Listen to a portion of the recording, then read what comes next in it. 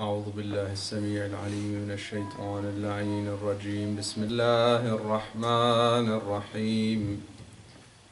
الحمد لله رب العالمين بارئ الخلائق أجمعين باعث الأنبياء والمرسلين، ثم الصلاة والسلام على أشرف الخلق وأعز المرسلين، حبيب إله العالمين أبي القاسم المصطفى محمد،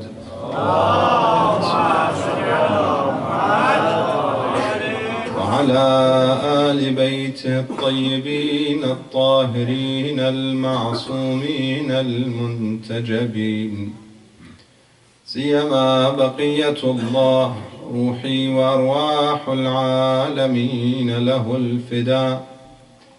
بسم الله الرحمن الرحيم. اللهم كن لوليك الحجة ابن الحسن صلواتك عليه وعلى آبائه في هذه الساعة وفي كل ساعة وليا وحافظا وقائدا وناصرا ودليلا وعينا، حتى تسكنه أرضك طوعا وتمتعه فيها طويلا.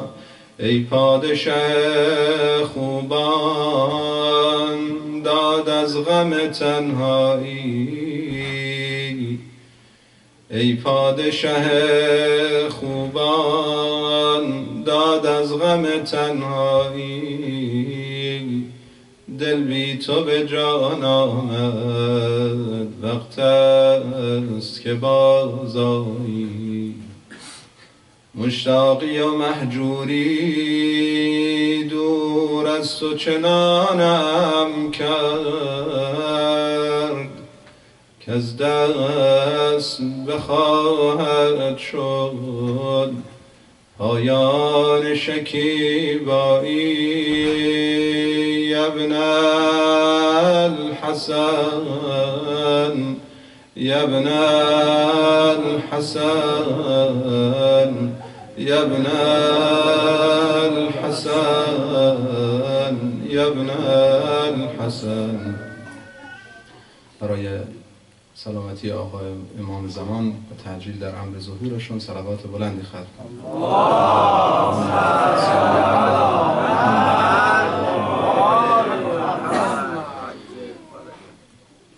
أعوذ بالله من الشيطان الرجيم. بسم الله الرحمن الرحيم. لا يستوي أصحاب النار وأصحاب الجنة. أصحاب الجنة هم الفائزون.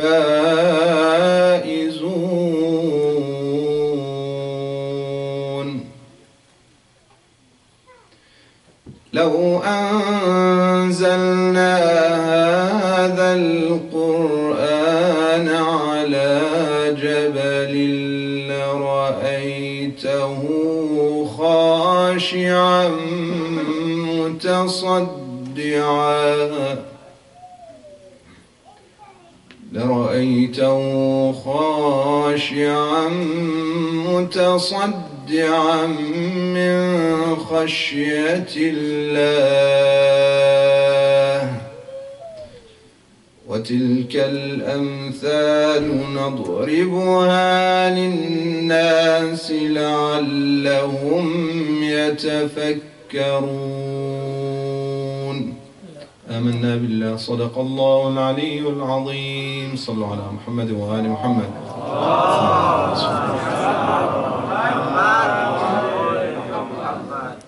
دي المؤمنين والمؤمنات، أجاي ساجدی، سلام علیکم و رحمت الله و برکاته.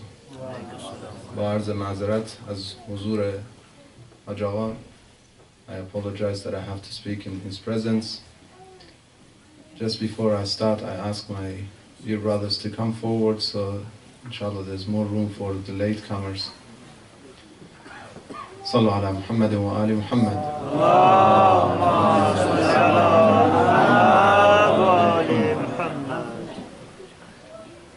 Allah subhanahu wa ta'ala revealed in Surah Al-Hashr, which our dear brother recited, and subhanallah, I had in mind to discuss these ayat, and he recited these ayat from Surah Al-Hashr towards the end of Surah Al-Hashr.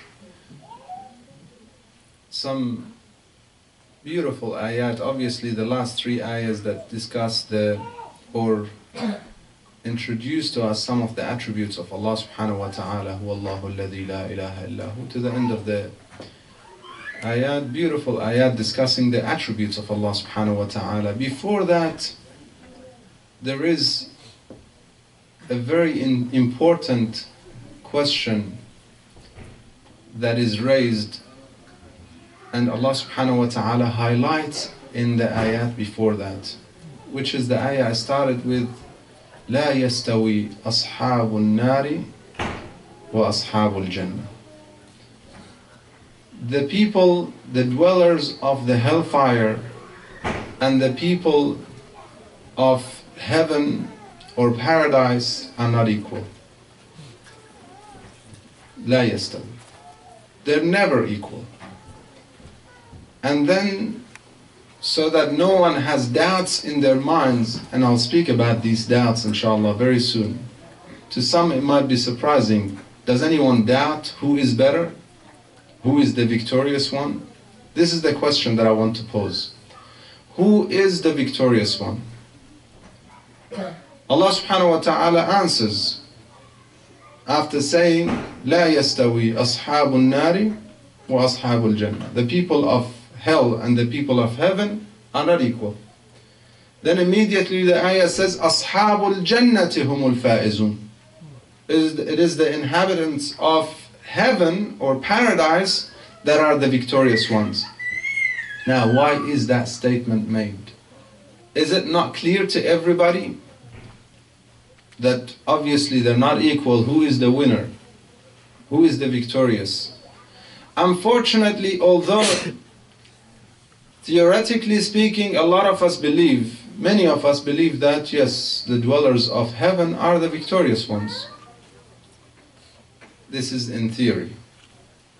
But when it comes to practice, unfortunately we don't show that. We don't display that in our actions. It doesn't reflect in our actions in terms of who is the victorious one.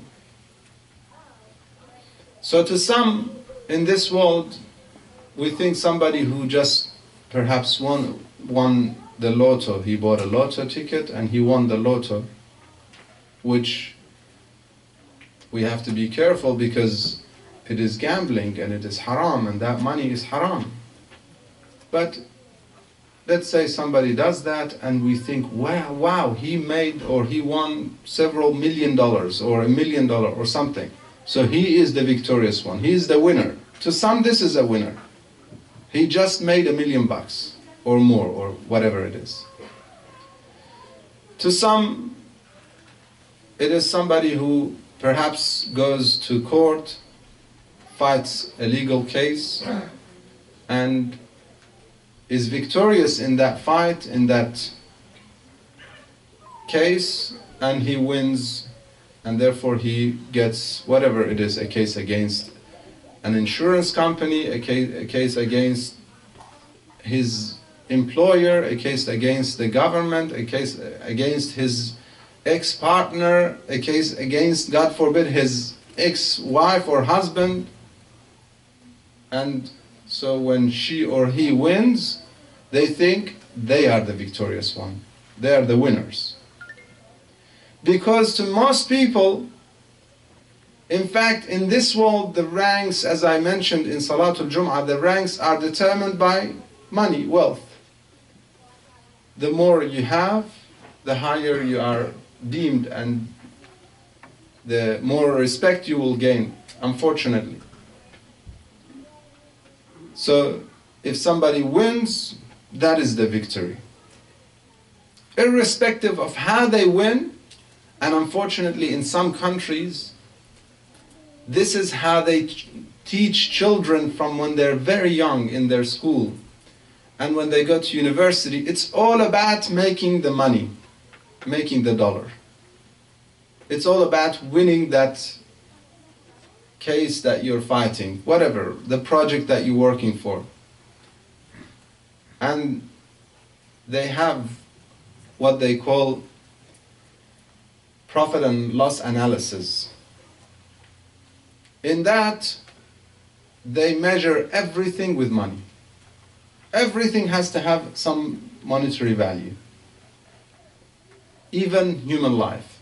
So if a project is profitable, despite several people being killed in the process or being injured in the process, that project is positive, it's good, based on that analysis.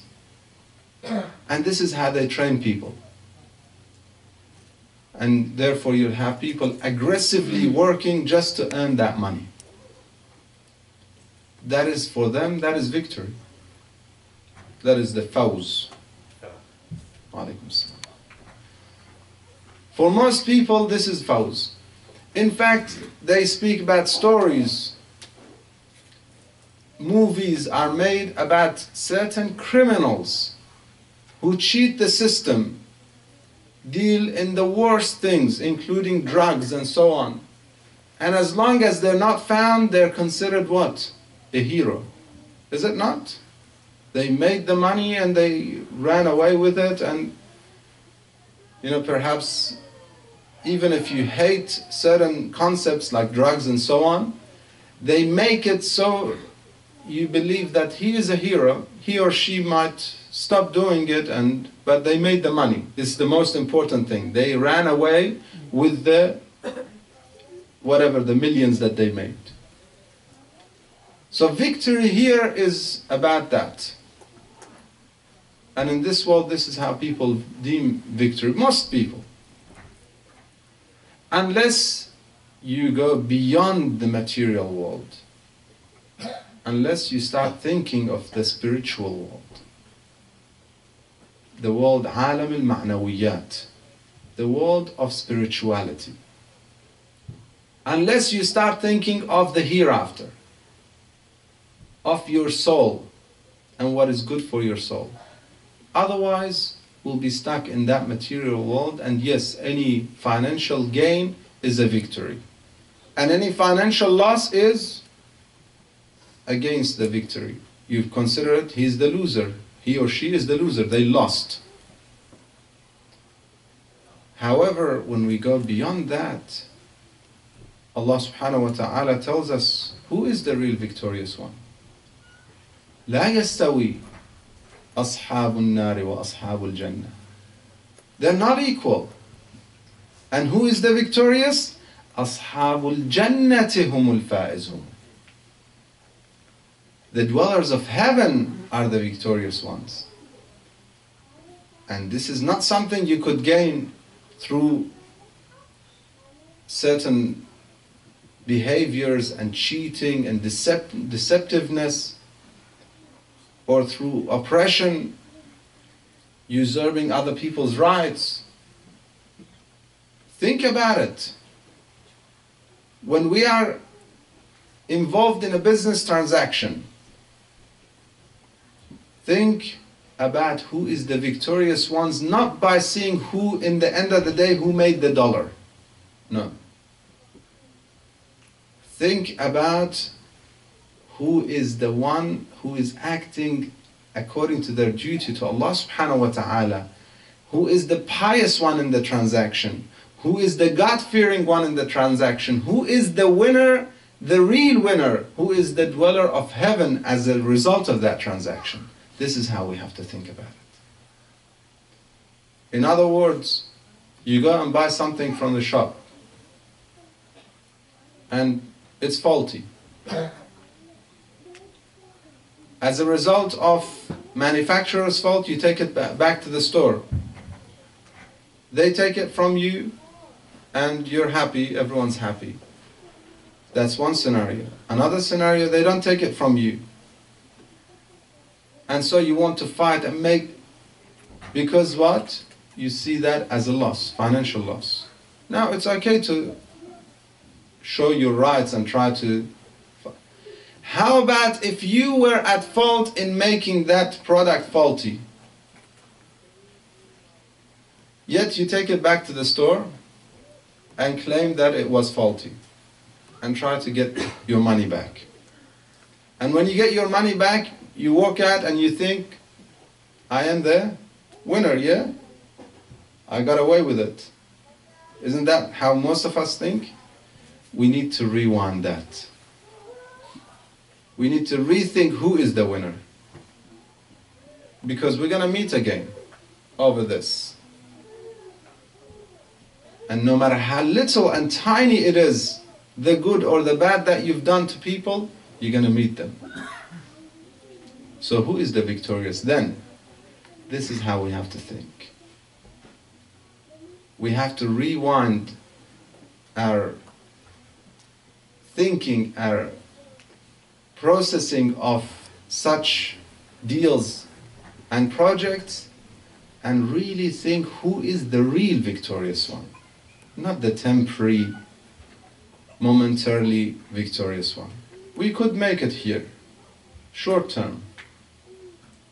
And no matter how it is, whether we enjoy it or not, most of the time we don't even enjoy that wealth that comes from forbidden sources, from haram.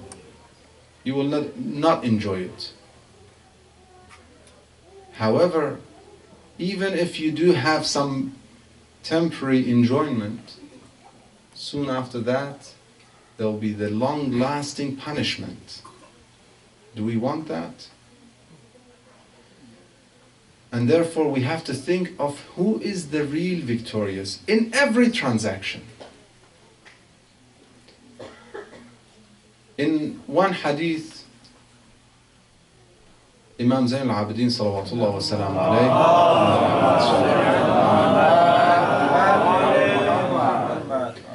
he introduces to us not just average victory. Because average victory, perhaps, as Quran says, Allah subhanahu wa ta'ala in the Quran numerous times speaks about average victory, which is one who escapes hellfire. فَمَنْ زُحْزِحَ عَنِ النَّارِ وَأُدْخِلَ الْجَنَّةَ فَقَدْ فَازَ. Whoever escapes the hellfire is moved away from the hellfire and is admitted then to the heaven, to the garden, to paradise, then he is victorious. That's one type of victory. However, there's higher victory. There is a victory that the Imam says, after describing that victory, he recites the ayah that says that is the greatest victory. He says there are people in heaven that are enjoying their castles, their homes, and so on. And as they are there enjoying their places, enjoying their gardens, enjoying the rewards, some of those rewards, as the hadith says, مَا لَا عَيْنُ رَأَتْ وَلَا أُذْنٌ سَمِعَتْ. No eye has ever laid eyes on such things, and no ear has ever heard of it. You cannot describe.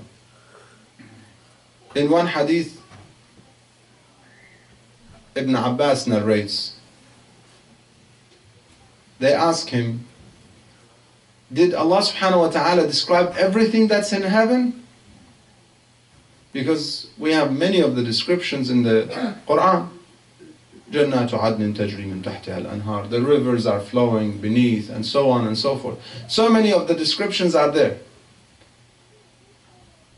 The thrones, the fruits, and So many things that we, especially in Surah Al-Waqi'ah, Imam Sadiq alayhi salam says, whoever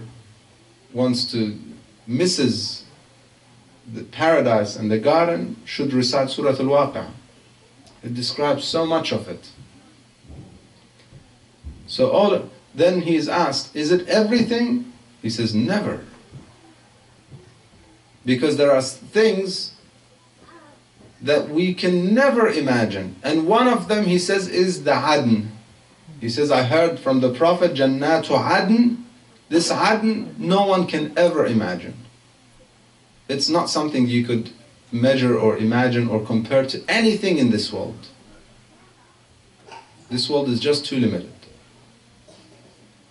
So these beautiful gardens and so on that they're living in, gardens that we cannot even imagine, then Allah subhanahu wa ta'ala addresses them and asks them, do you want to know what is greater and more pleasurable than what you are in? Would you like to know? Obviously they want to know, but they are surprised. They ask, is there anything more pleasurable and greater than what we are in? This is their question. They ponder about it. How? We're in so much that they couldn't even imagine beyond that. Then Allah subhanahu wa ta'ala says, yes, it is my ridwan and my mahabbah. It is my pleasure and my love. That is above all of that. That is in fact the greatest reward.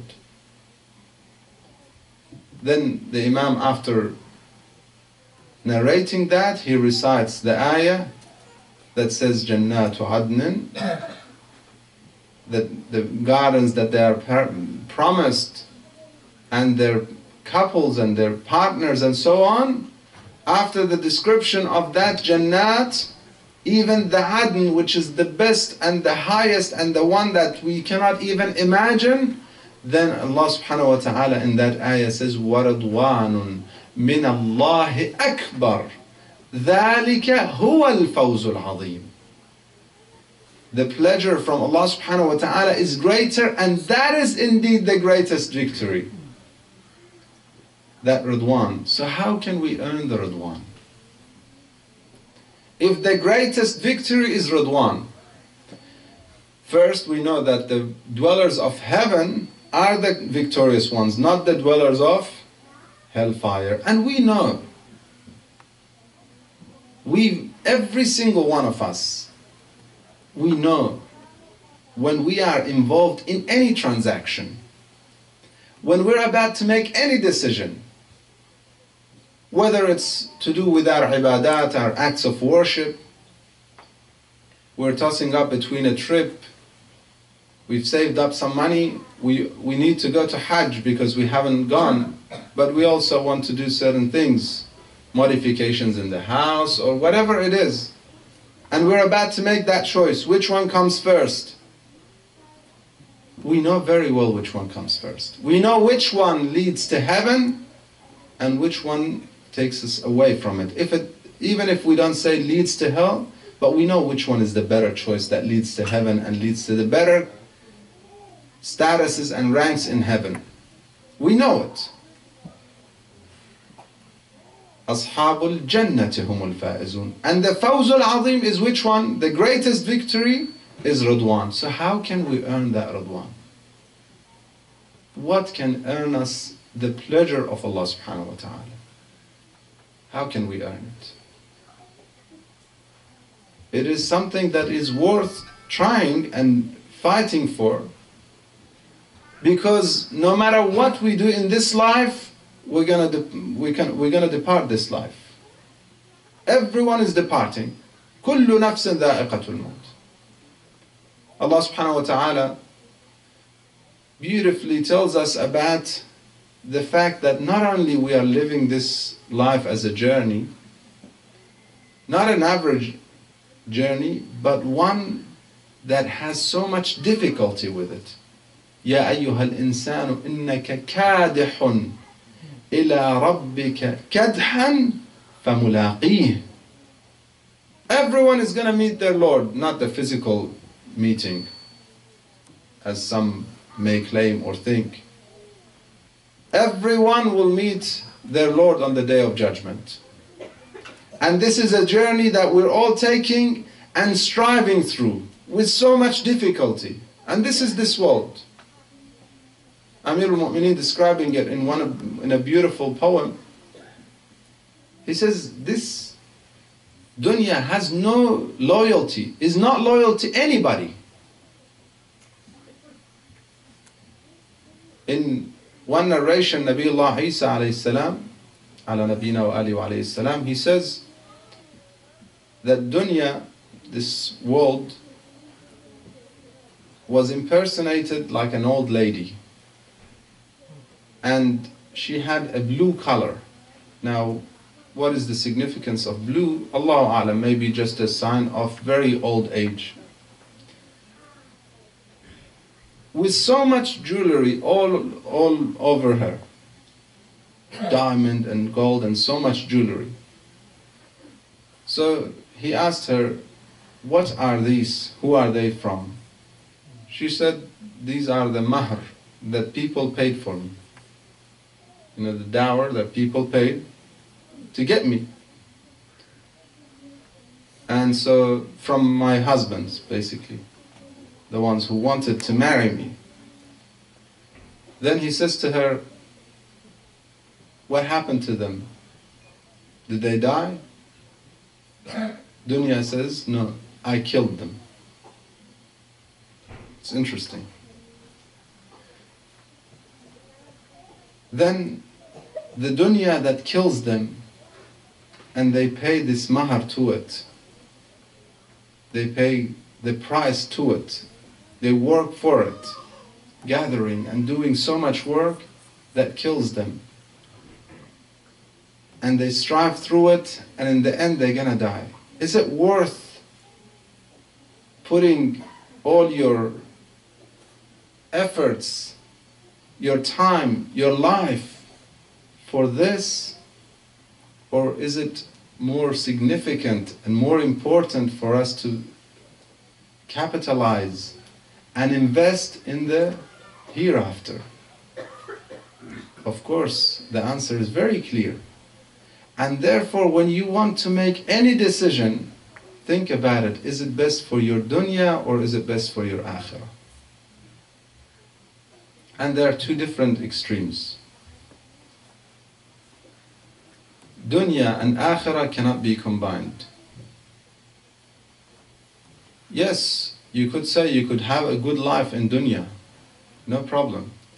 But not in your heart. ما جعل الله لرجل من قلبين في جوفه. Not in your heart putting the love of God and the love of dunya. It doesn't work. This is the problem. When it comes to making decisions, you have to decide for dunya or for Allah subhanahu wa ta'ala. Pleasing Allah subhanahu wa ta'ala or just gaining momentary pleasure in this dunya. Which one? The pleasure of God or the pleasure in dunya? This is where they don't get, they cannot get combined. You cannot have both at the same time. You have to make a decision. And when you make the right decision, then you're earning the pleasure of Allah subhanahu wa ta'ala, and that is the greatest victory. ذَلِكَ هُوَ الْفَوْزُ الْعَظِيمُ. Therefore you'll find that the movement and the revolution of Imam Hussein alayhi afdal salawat wa tahiyyat, Allahumma salli, was the greatest example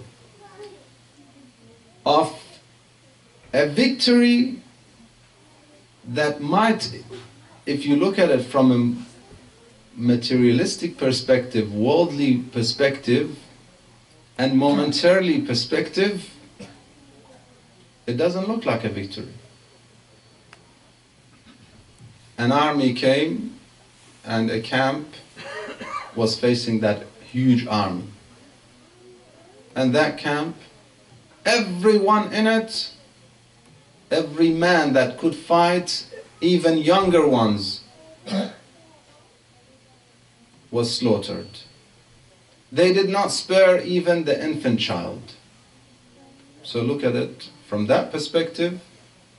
And then they mutilated the bodies. The ladies were taken as captives, taken from one city to another, treated in the worst possible manner. That on the one hand could look like a loss. Yet when somebody asked Imam Zayn al-Abidin salawatullah wa salamu alayhi,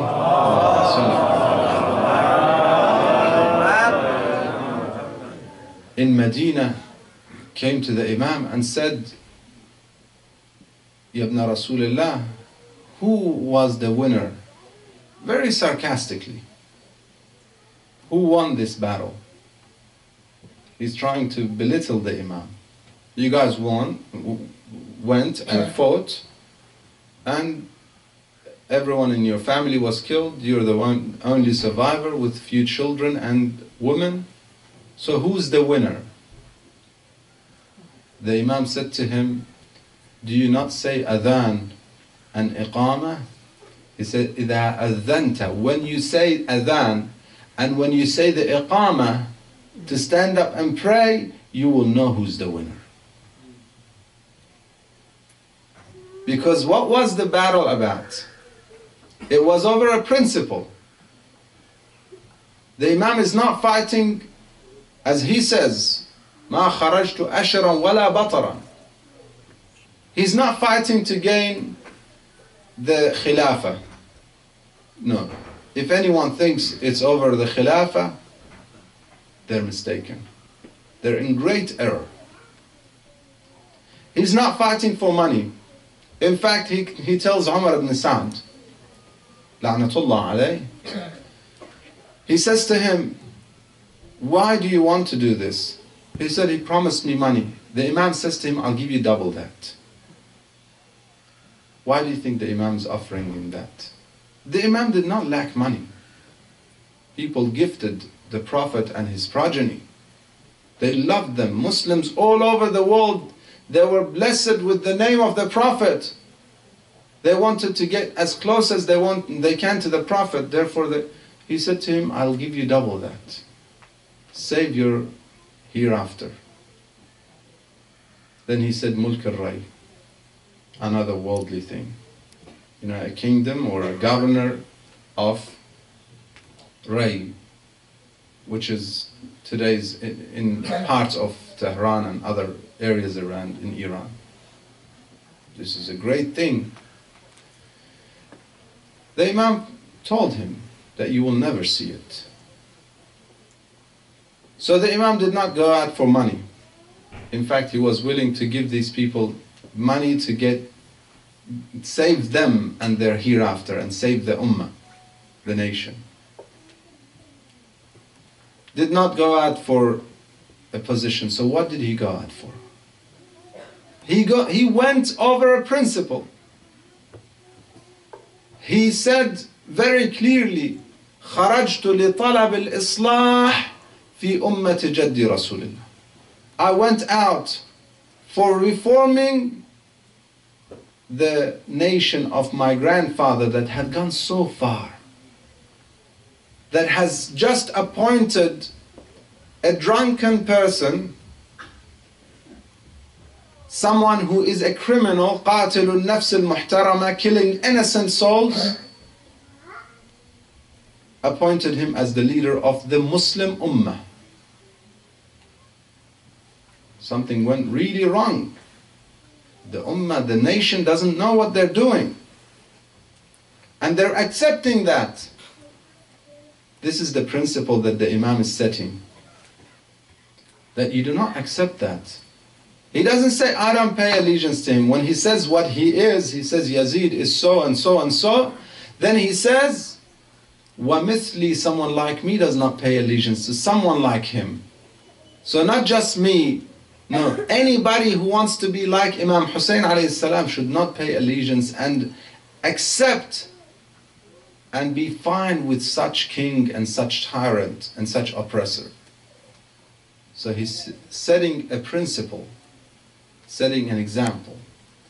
And therefore, if you hear people praying, because the principle of Yazid and the Yazidis is to just live for this world. They didn't believe in any of the message or salat or anything.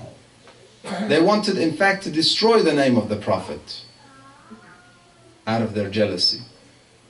So if that is the principle, and you look at the salat being established after the Imam, therefore the Imam is victorious. But we look throughout the history and look at the quotes, not just from Muslims. So many non-Muslims commenting about the revolution of Imam Hussein alayhi salam, they say, we are puzzled by this revolution of a man that revolted against the tyrant of his time 1400 years ago. All the companions were killed, he was killed. So the main figures that could lead the ummah and lead that revolution were all finished right then and there. How could his revolution survive and become even stronger? Every year it gets stronger and stronger. And this is the reality. Look at the people just remembering Imam Hussein alayhi salam. I'm not talking about the principles that were set and how so many people around the world, Muslims and non-Muslims, benefited from the Imam and his revolution, from the revolution against the oppressors, against tyrants. If you see freedom today in this world, even in the United States, it is because of the revolution of Imam Hussein alayhi salam. This is the reality. If you see any freedom of speech, if you see any kind of equality, it is because of that revolution. Besides all that, every year the remembrance of Imam Hussein gets stronger and stronger. This year, some of the numbers were amazing. Somebody who passed away and was martyred 1400 years ago. By normal measures, it should have died. It should have gone. By the way we look at things, it shouldn't have survived this far. For it to become even stronger every year, there is something special here. And that is the greatest victory. Because every step that the Imam took in his life, and he is an Imam, every step that he took in that journey, and before that journey, and specifically in that journey that made it eternal, that eternalized his journey and his movement, every step was for nothing but the pleasure of Allah subhanahu wa ta'ala. This is part of his words when he said, تَرَكْتُ الْخَلْقَ طُرًّا فِي هَوَاكَ. In your love, O Lord, I leave everybody. All humans, all creatures in your love. What else? وَأَيْتَمْتُ الْعِيَالَ لِكَيْ أَرَاكَ. I make my family orphans, my children. I know that I'm going to make them orphans, and not just orphans. The destiny of the camp was very clear. Tyrants, oppressors that did not spare an infant child. What would they do to the ladies and the children after the martyrdom of Imam Hussein? He knew it. Did it make him change his mind? When he had no more companions, did he have no choice by then? Could he not say, well, I'm paying allegiance now? And say, well, I'm doing it to save my family. But no, never. This is the Imam. Knowing what his family would go through, he said, وَأَيْتَمْتُ الْعِيَالَ لِكَيْ أَرَاكَ. For your pleasure and to meet you, while you pleased with me, I do everything. Even if I'm cut into pieces, فَإِن قَطَّعْتَنِي. In your love, if you cut me into pieces, my heart would not deviate to anyone but you. Would not go to anybody, would not deviate away from you. فَمَا لَمَا مَالَ الْفُؤَادُ إِلَى سِوَاكَ. This is the Imam. And then, after him, that revolution became eternalized. If we pay attention, brothers and sisters, through the words of whom other than Zainab salamullah alayha and Imam Zain al-Abidin salamullah alayhi. Allahumma salli ala.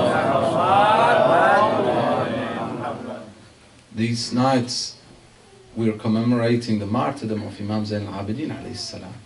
The one whom through his words and his sermons, despite all what he went through, he made this journey, and he made even the fact that he's a captive, he made it into a great victory.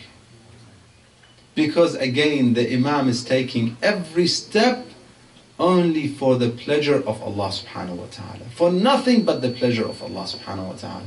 Therefore, even in the worst things, the worst situations, the worst conditions, you will find the Imam standing so strongly, delivering some of the strongest speeches, one of them in the castle of Yazid, or in the masjid, next to the castle, Masjid al-Amawi.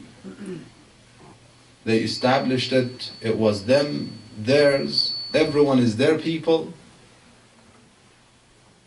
and their speaker gets on the minbar and starts delivering his speech. The Imam says to him, allow me to go up these pillars. He doesn't even call it a minbar. Allow me to get up those pillars. Why? Because the minbar is the minbar of the Prophet. A place that Yazid and Muawiyah and these tyrants, la'natullah alayhim, are sitting on is not a minbar. So the Imam says, allow me to rise and say something that pleases Allah subhanahu wa ta'ala and benefits those who are sitting.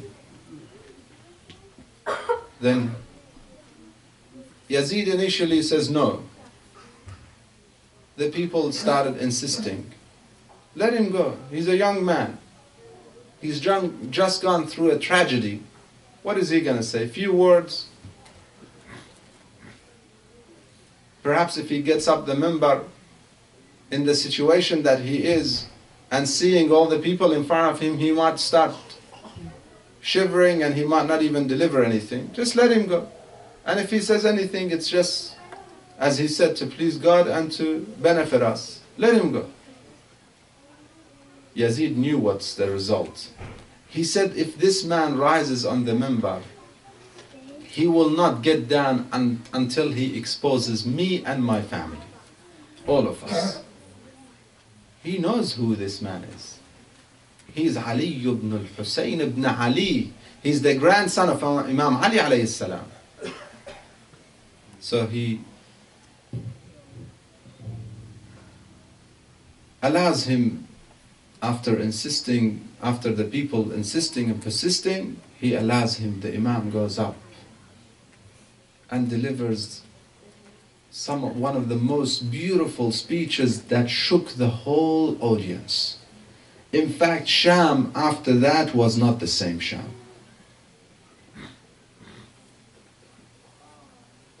The Sham that was weeping and crying over the martyrdom of Imam Hussein after the speech of Imam Zain al-Abidin, I want to describe that Sham before that speech. And that would be the Majlis. That Sham as Imam entered the Medina. That city, as Imam enters the city of Sham, one of the companions of the Prophet, he narrates, he says, I entered Sham. I saw the city decorated. The city was ornamented and decorated as if they have a celebration. I wasn't sure what is this celebration. Sahl ibn Sa'd, he says, I entered the city and I was wondering, what is this celebration? On this date in Muharram, we don't have a celebration. So what is going on in Sham? He says, I asked the people, they said, don't you know? The Kharijis were killed and the captives are brought from their families. He says, I thought, could it be the family of Imam Hussein? Then I approached the camp the captives, I approached them. He says, as I approached them, I saw a man in front of some ladies, all in chains. The man was wearing, I saw him from a distance, in red shoes. I was wondering who this man is. I asked, they said, this is Ali ibn al-Hussein. So I said to myself, this is not the sunnah of the Prophet to wear red shoes. It's not the sunnah, it's against the sunnah. How would the son or the grandson of the Prophet wear red shoes? Until he says, I got closer only to realize it wasn't red shoes, it was the blood of the Imam. Sallallahu alayk ya madlum ya asir al-kurbat.